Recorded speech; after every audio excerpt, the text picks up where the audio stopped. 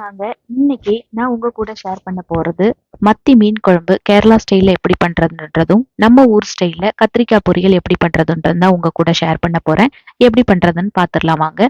அதுக்கு தேவையான அளவு எண்ணெய் ஊத்தி கடுகு போட்டு தாளிச்ச பிறகு கருவேப்பிலை பிளஸ் சின்ன சின்னதா கட் பண்ணி வச்சிருக்க பூண்டு விழுதுகள், வெங்காயம் இது எல்லாத்தையும் சேர்த்து நல்லா வழட்டி எடுத்துக்கலாம். கொஞ்சமா கலர் மாறின பிறகு அது கூடவே மசாலாக்கு தேவையான உப்பு, அதுக்கப்புறம் 1 ஸ்பூன் அளவு மஞ்சள் தூள், பட்டை மிளகாய் தூள் தான் இன்னைக்கு யூஸ் பண்ண போறேன். 2 ஸ்பூன் இல்லைன்னா 3 ஸ்பூன் பட்டை மிளகாய் தூள் இது எல்லாத்தையும் சேர்த்து கொடுத்து நல்லா வழட்டி எடுத்துக்கலாம். கலர் மாறின பிறகு அது கூடவே தேவையான அளவு தண்ணி ஊத்திக்கலாம். அப்புறம் இன்னைக்கு நான் யூஸ் பண்ண போறது கொடம்புளின்னு சொல்லுவாங்க. அந்த புளி தான். அதை ஒரு 10 நிமிஷம் ஊற வச்சு எடுத்து அதையும் சேர்த்து கொடுத்துக்கலாம்.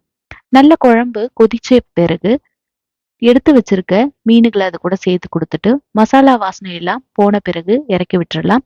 இவ்வளவுதான் கேரளா ஸ்டைல் மீன் குழம்பு. எப்படி இருக்குன்னு ட்ரை பண்ணி பாருங்க. கண்டிப்பா உங்க எல்லாருக்கும் பிடிக்கும்னு நினைக்கிறேன்.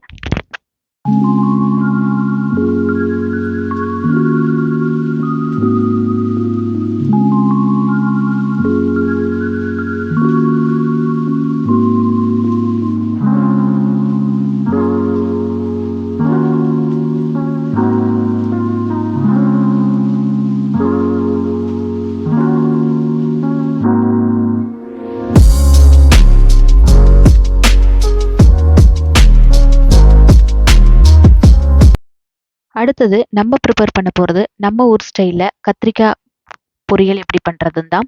அதுக்கு இன்னைக்கு கொஞ்சம் அதிகமாவே பூண்டு எடுத்திருக்கேன். பூண்டை நல்லா தட்டி எடுத்து வச்சிருக்கேன்.